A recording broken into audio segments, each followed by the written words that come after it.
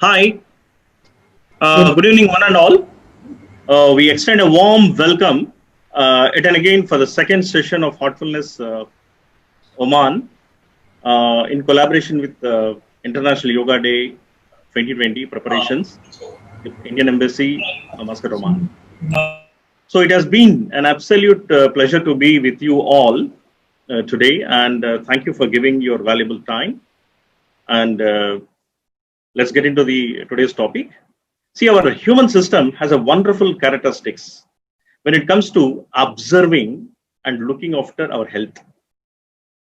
When nothing is wrong, we remain carefree and oblivious to our health. As our heart does not give us any signals. But when something is wrong, it definitely gives you signals. You need to listen to it. For example, if our breathing is healthy and normal, we are not even aware that we are breathing. But if we have a cold or asthma, we will surely be aware of breathing because we face a lot of difficulties. The same is true with our mental well being. When everything is healthy, we are not even aware of our mental process and we feel balanced, contented within ourselves. But when things are out of balance, please, but when things are out of balance, our heart gives us clear warning signals that something is wrong. We feel anxious, depressed, fearful, or angry, and these emotions can escalate to mental illness if not managed properly. According to the World Health Organization, more than 300 million people are now living with depression, and it is the leading cause of ill health and disability worldwide.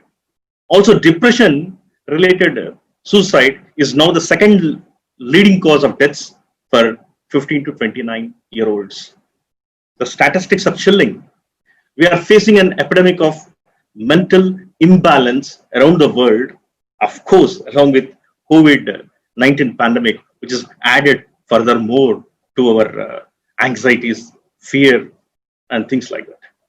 Recently, yesterday only, when I am watching the news, it is the Bollywood celebrity Sushant Singh Rajput, and he committed suicide. So, what is the reason? It is simple: that mental imbalance, and he is not able to manage it. So, these are the reasons and causes, and not all these can be solved. But one thing is very clear: we need to have some basic tools to better manage our mental well-being in this day-to-day and this fast-paced life. Now, today we have a prolific speaker. He is Prashant Vasu with us for the evening, and he is from Chennai, India. Prashant is a heartfulness trainer and a practitioner. He's practicing for the last 24 years this heartfulness way of doing meditation. And as a personal trainer, he was from last 7.5 years, he was doing these training programs. He conducts heartfulness programs to all the corporates and in various heartfulness activities. So he's currently serves as a partner at McKinsey and Company.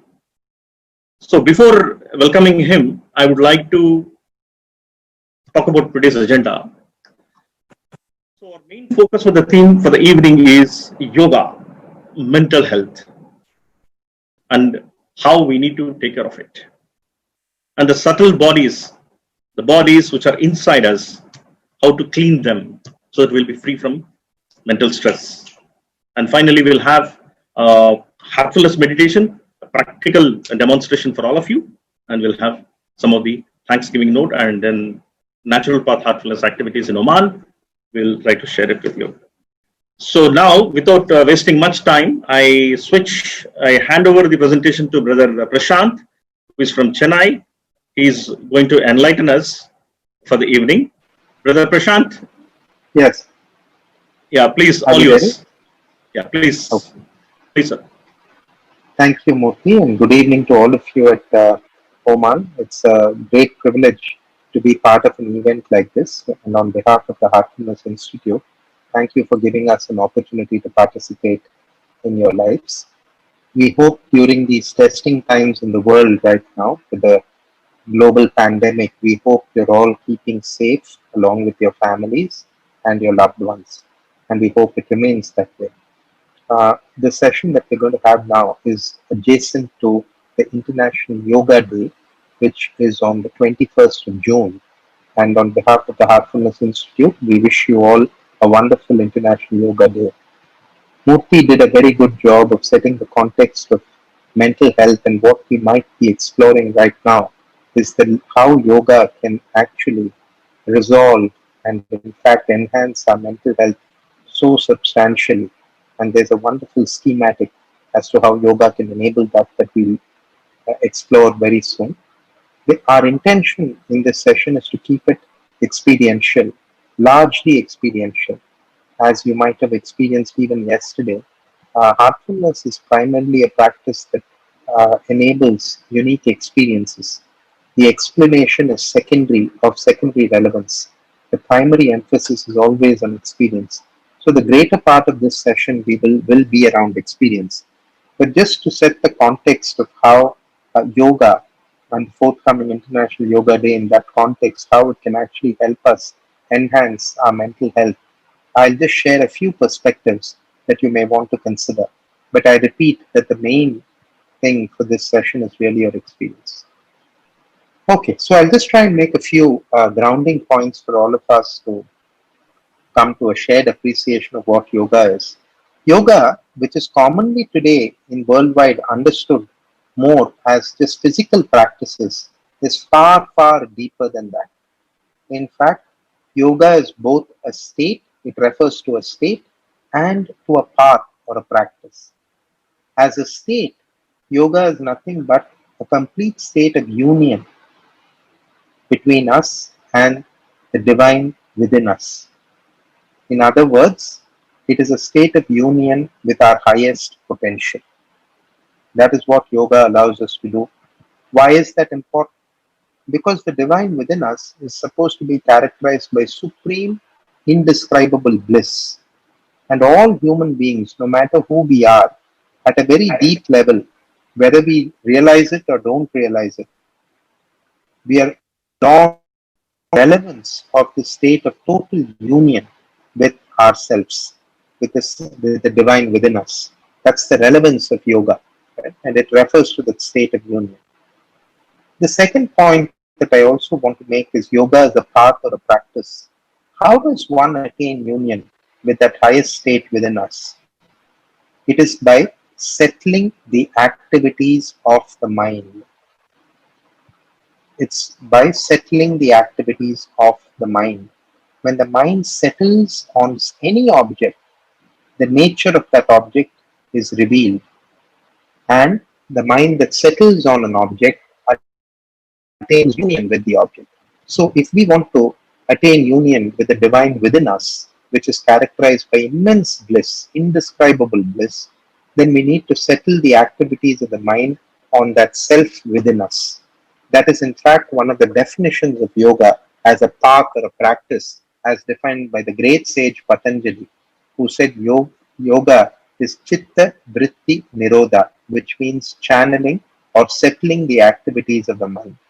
So the first point that I want to make is that the word yoga goes way beyond what it is commonly referred to in today's world as asana practice, but it refers to a state of union, yuj, meaning union, between us and the divine within us. And number two, it is also a path or a practice, and that practice is essentially about settling the activities of the mind. And when we settle it on the highest self that is within us, we attain union with that self and experience a bliss that is incomparable. In fact, it goes beyond this. So that is the first point that I want to make around what yoga refers to in its holistic sense. The second point that I'd like to make is about how is this useful to us? How is the state of yoga useful to us? And here too, if we go back to the Bhagavad Gita, the beautiful text, there is a great revelation there from two definitions of yoga. And those two definitions, if we combine them, it suggests that when we are in a state of yoga, we both feel and perform at our best. Why do we feel at our best? Because that state of yoga is characterized by total balance and equanimity. In one of the shlokas of the Bhagavad Gita, it says Samatvam Yoga Uchyate, meaning think of yoga as balance or equanimity. And in that state of balance and equanimity, we really feel at our best. We all have experienced it. When we feel at our best, we are totally neutral and balanced. We are not worried about the past or the future. We are completely absorbed in the present. And the second benefit of that, we not only feel at our best, but when we feel at our best, we also perform at our best. And that is why in the Bhagavad Gita, there is another definition of yoga, which is yogaha karmasu kaushalam, which is excellence or skill in action, is also defined as yoga. In modern world, the state of flow, it is called the state of flow and there's wonderful research around it by a gentleman called Mihai Csikszentmihalyi, who's the author of Flow and Creativity. It is supposed to be a state characterized by supernormal innovations, Olympic performances, superlative Olympic performances, and so forth, where when these people were interviewed as to what allowed them to perform so well, they said that they felt to be in a state of flow. So yoga is nothing but a state of flow as we understand in the world today. So that is the second big point that I want to make, that in a state of yoga, there is both the benefit of feeling balanced and there is both and equally the benefit of performing at one's best.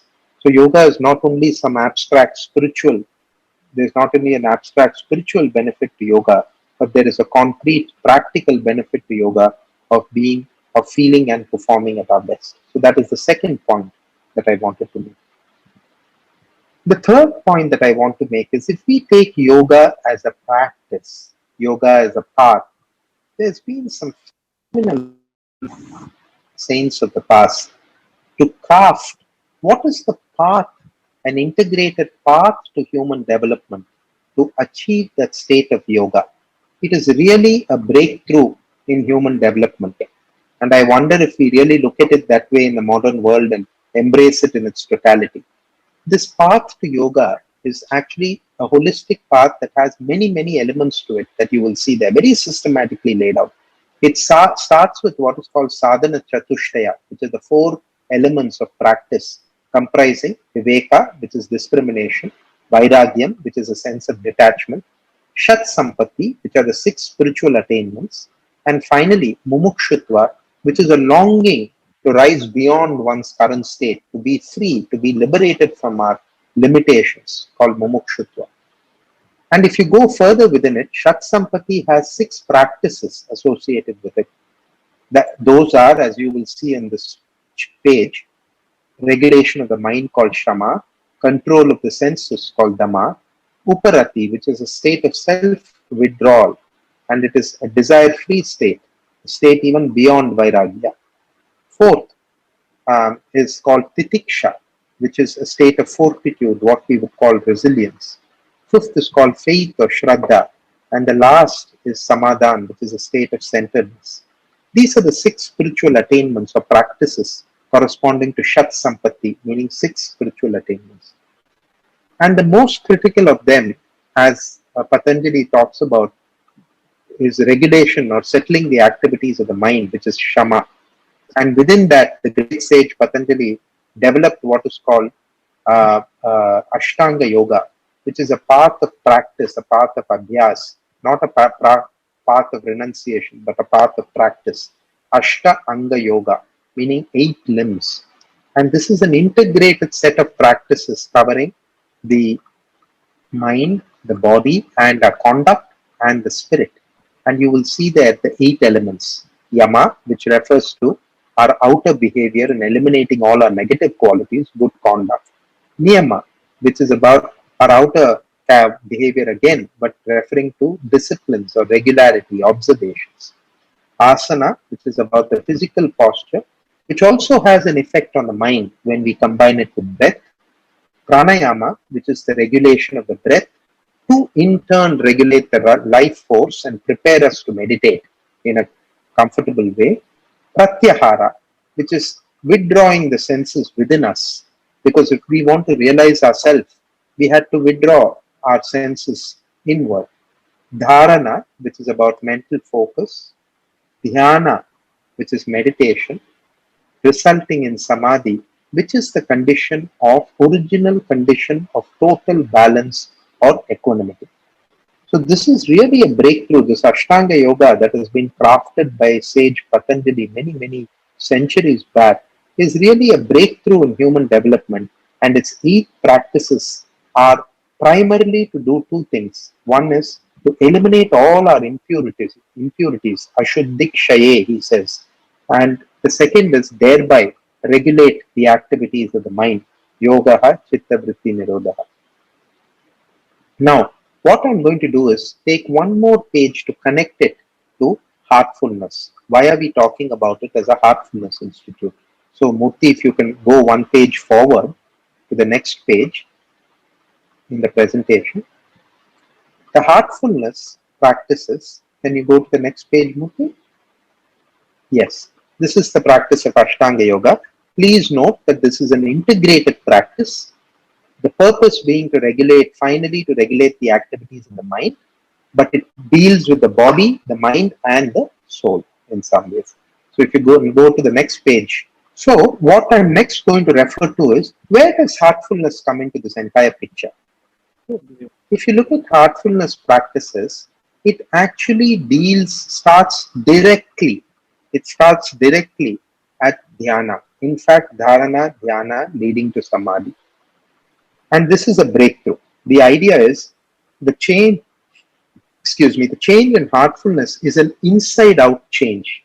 The idea is if we can regulate the activities of our mind, automatically yama and niyama become much more easily manifestable. Our posture becomes automatically much more composed, and our regulation of breath happens automatically. So while heartfulness respects all the 8 limbs of Patanjali's Ashtanga Yoga and is an integrated practice comprising the inner and the outer, the beauty is that it starts with the inner practice. What you see is green. So what heartfulness does is it directly goes to dhyana. In fact, a little bit of dharana and dhyana directly goes to meditation, starts there, and everything else, all the other practices that you see on the page, in some ways become a natural outcome of a good practice of meditation, and they become much more easily possible. For example, a meditative mind, when it is directed and when it rests on the higher self, automatically discrimination or viveka becomes possible. We are able to distinguish between what really matters in life and what matters less. Vairagyam automatically becomes possible because when we are connected to our highest self, all the less important things, they fall away. We don't actively need to detach. So this is the insight of heartfulness practices, that by going to the main practice of meditation, which we will experience very soon, and eliminating the impurities that come in the way of our being able to access the divine essence within us, we are able to quickly develop ourselves and experience the bliss of the soul. That's all I wanted to say in terms of background. So I'm going to invite you all to 2 practices. The first 3 practices, one after the other. Practice number 1, we will just do some simple breathing for 2 minutes. Very simple breathing, foundational breathing, just to settle ourselves emotionally. Practice number 2, we will do what is called cleaning or rejuvenation for 5-10 minutes. And practice number 3 is meditation, which we will do for about 10-15 minutes. Okay. So on the breathing, here is what we're going to do. We're going to close our right nostril and inhale and exhale deeply 10 times with our left nostril. And the purpose of doing this is when we breathe through the left nostril, we are able to activate the parasympathetic nervous system, which is about resting and digesting. So when we are emotionally unbalanced, so let's say we are upset with something, we are angry, or we are stressed, or we have a panic attack, it is very helpful to do some quiet breathing, deep breathing from the left nostril at least 10 times and first bring ourselves to a little bit of balance. Okay. So may I request you to join us in this practice. You can please close your right nostril and 10 times deep breathing through the left nostril. Okay. Please start.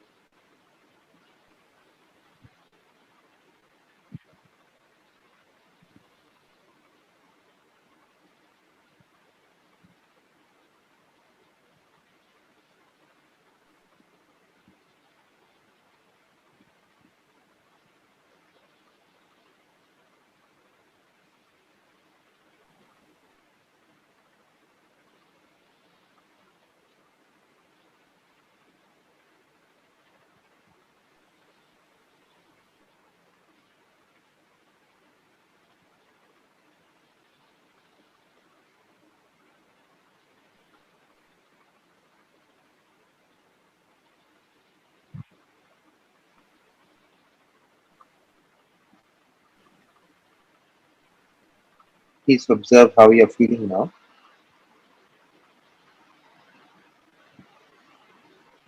Now we will go to the practice of rejuvenation or cleaning. So now I'm going to explain the method of cleaning. So here is how we practice cleaning. It is a very, very simple 3-step process. Step number 1, we start with a positive suggestion that we are already clean at the end of the process. Okay. Step number 2, we make a suggestion backed by our willpower that all impurities and complexities are leaving my system through the back, that is the top of the head to the tailbone. All impurities and complexities are leaving my system through the back in the form of smoke or vapor. And we apply our will behind this thought as if we are gently pushing away all the impurities and complexities, like you're seeing in that video. Okay. We go on doing this for a while and accelerate the process of cleaning. Please note that we have to gently apply our willpower without any force or strain. So this is step number 2. Step number 3 is that as we start feeling lighter, we make a gentle suggestion that a sacred current of purity and simplicity is entering our system from the front, clearing away all the impurities and complexities and filling our entire system. That is the step number 3. That a current of purity and simplicity is entering our system from the front, clearing away all the impurities and complexities and filling every cell in our system. And our system is completely pure and simple. So this is the 3rd step. And with this, we will close the practice of cleaning. Okay? I will now walk you through this practice for about 5 minutes, and then we will meditate for about 15 minutes. Okay? Okay, everybody, please sit comfortably, close your eyes, make your breath normal, and we'll guide you through step by step the practice of cleaning. So please sit comfortably and close your eyes, make your breath normal. Please start with a positive suggestion that you are already clean at the end of the process.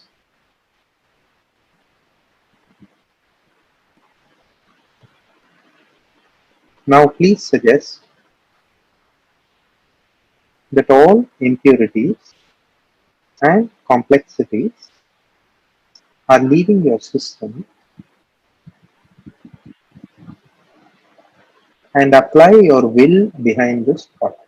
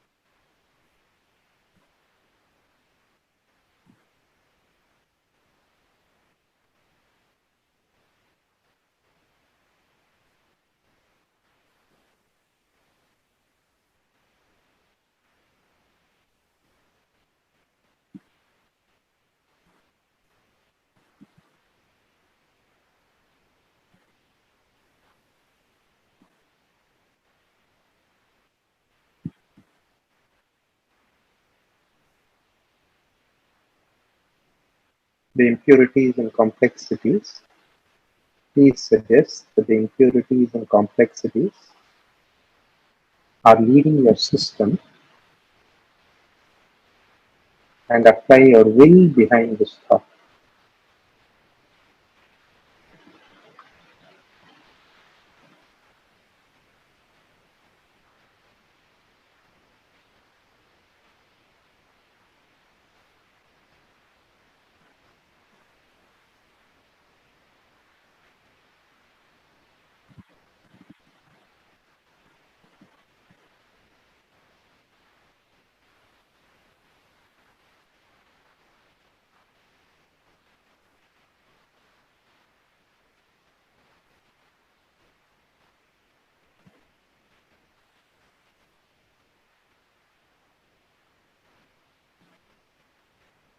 The impurities and complexities are leaving your system from the back, that is the top of the head, to the tailbone. Please continue applying your will behind this thought.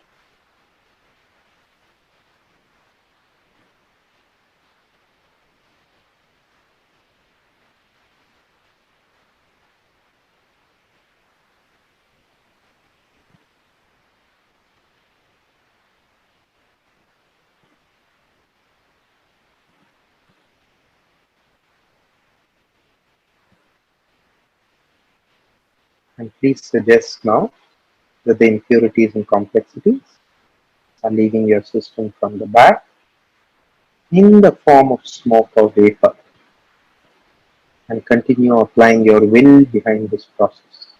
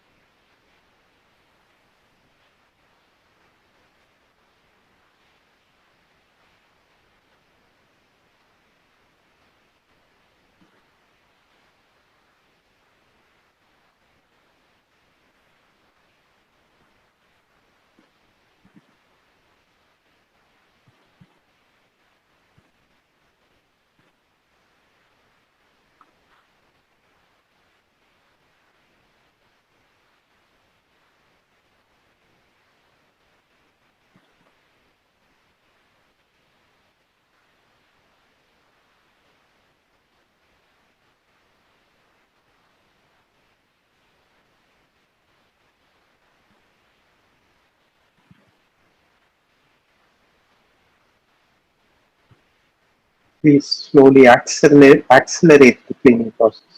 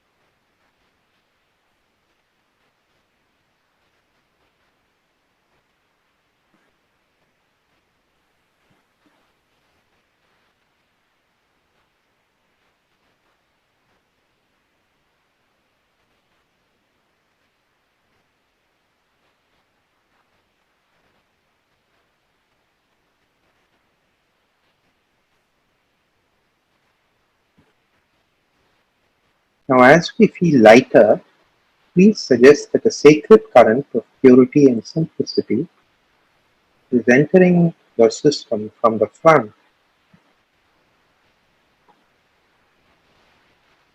and clearing away all the impurities and complexities.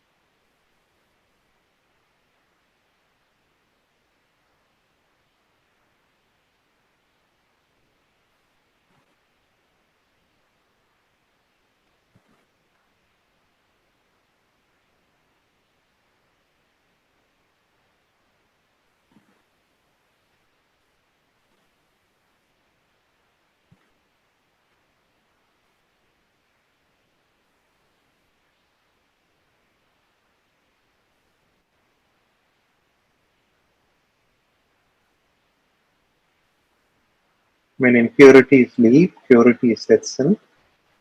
When complexities leave, simplicity sets in. The sacred current is filling the entire system, every cell in the system, and the entire system is now pure and simple.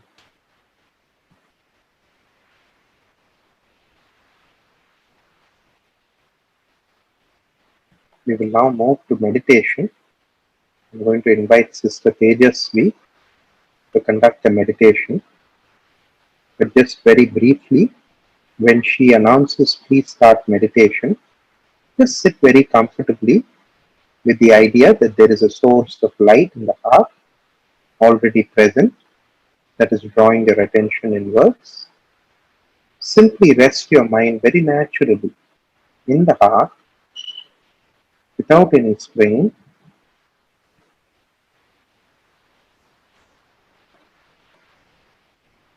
If thoughts arise, please ignore them. Just ignore them. Mr. Tejasvi, would you like to start the meditation, please? You're on mute currently. Yes, sir. Please start meditation.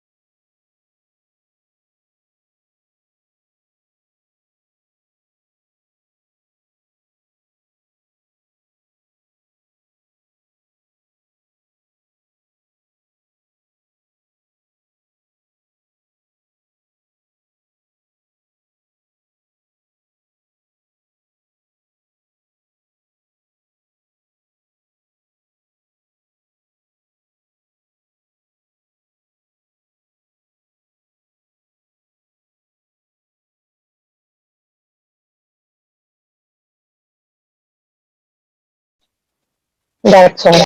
You may gently first keep your eyes closed for another 10 to 30 seconds and observe how you're feeling now. And when you're ready, slowly open your eyes.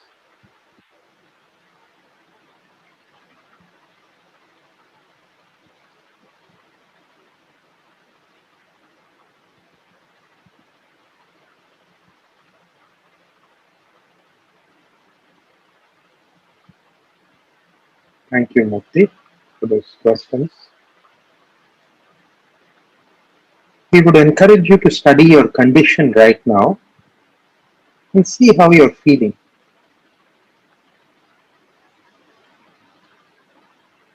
And later you can think about these things. The good news is you've actually spent the last 25 minutes across cleaning and meditation. It is a non-trivial thing to spend 20-25 minutes like this closing your eyes, and we want to congratulate and applaud your ability to do that.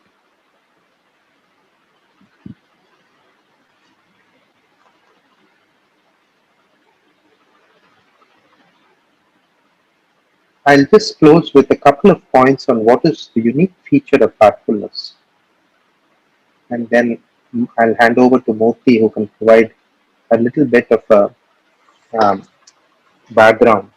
Um, Before I come to the organization of Heartfulness Institute, the unique feature of heartfulness is the presence of a very subtle energy called pranahuti or yogic transmission that enables and facilitates the process of meditation, which is otherwise very difficult to do on one's own.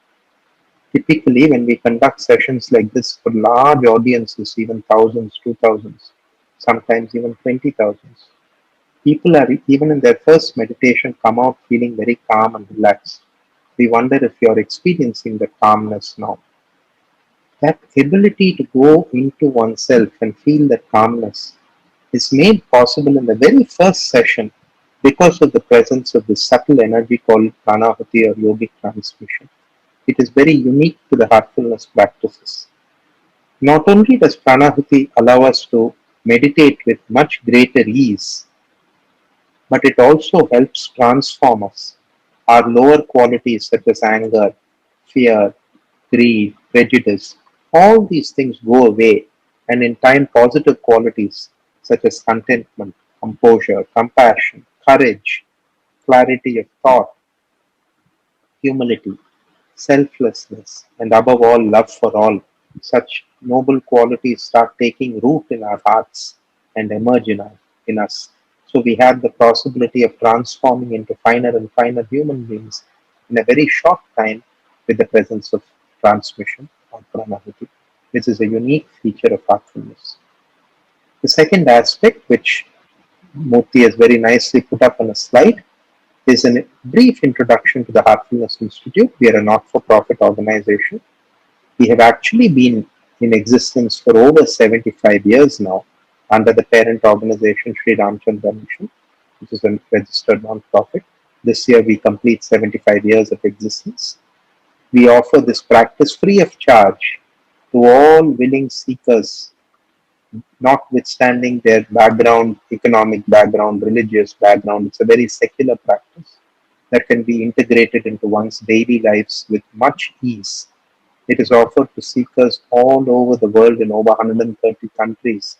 Today, there are over 2 million practitioners of heartfulness, and it is offered free of charge.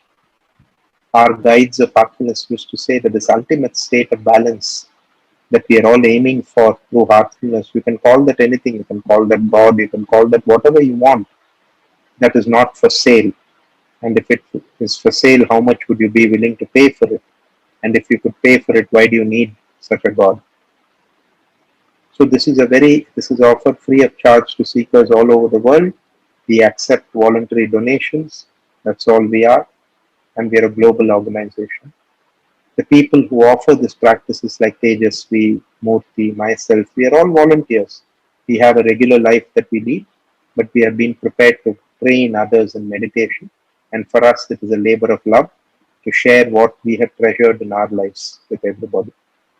Heartfulness Institute has offerings for corporates, for universities, for schools, and different kinds of programs that we do.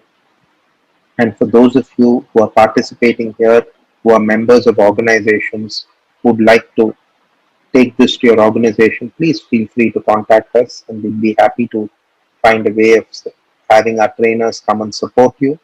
And today, in this world where everything is online, there are no barriers of even geography in interacting and meeting you. We'd be happy to do that. If there are individuals who would like to pursue this practice and continue, please let us know. We can support that practice. Do you have any page on the WhatsApp, Murthy? Of course, we support several organizations worldwide. And do you have a page on WhatsApp? We invite all of you to download a very unique app called Hearts App, HEARTS APP, that you see on the right hand side of this page. This is like the Uber of heartfulness. You can actually download this app, and at any time, if you want a meditation session from a trainer, you can ask for one wherever you are in the world, and some trainer sitting somewhere else in the world will respond to that call. The phone will go on silent for 20 to 25 minutes and you'll get a nice meditation. So you're welcome to use this app. It's also free of charge. So please download it and enjoy the benefits of it. To be able to practice heartfulness on one's own, you need to take 3 introductory sessions, and that is also available through the app. So with this, I'm going to hand over. Thank you so much for this opportunity to interact with all of you. This is my first time interacting with people in Oman. We hope you stay very safe through this crisis, and if you were to embrace heartfulness practices, we hope that you will also be mentally fresh, rejuvenated, and as our guide very beautifully says, when I am in unity with myself, there is immunity. So hopefully you will be immunized against what is happening in the world. So we wish you very well, especially on International Yoga Day, and I'm going to hand over to Murthy. Thank you, Murthy. Thank you, Brother Prashant. I should thank you so much. Now you just said that no, there are no barriers. You have come all the way from Chennai to Muscat, and again going back in a flash from Muscat to Chennai back. Thank you so much. Friends, when we clean our heart and mind, what happens is we find a kind of stillness, lightness, clarity, and calmness. Your mind will regain its natural flexibility and let go of its heavy burden. So, dear friends, our mental well being is worth nurturing. Try. I sincerely urge you all to try heartfulness practices that are designed for this very purpose. Though through them we learn to listen to our heart and care for ourselves and for others as well. So heartfulness can bring us to first base, to a state of mental balance and peace. From there, we can take it much further and further and further in order to experience the inner state of joy and inspiration that are the human birthright. So please join. All our services are free globally. And once again, thank you for all your time and efforts, Brother Prashant and Sister Tejasvi, for conducting a wonderful cleaning and meditation sessions by both of you. Today, you have made our day. So look forward to join us tomorrow at the same time, 6 p.m. for yet another session. And wishing you all a great evening. And whatever the videos that we have shown, we will be putting it in our YouTube, the description list. So you can go through it, or further matter, you can go to YouTube and type HFN. You'll have all sorts of videos which are available for you. And locally, I just want to share one screen where locally we are around, it's fine. Locally we are around in Oman, we are around 13 practitioners, so which are available. So all over Oman, including Sohar, we have 2 preceptors. In Muscat, we have around 12 preceptors and 1 in Buremi. So anybody wants interest to join, they can try and experience something unique. So with that, thank you very much. Wishing you all have a great evening. Thank you so much. Back to you, friends. Have a great evening. Thank you.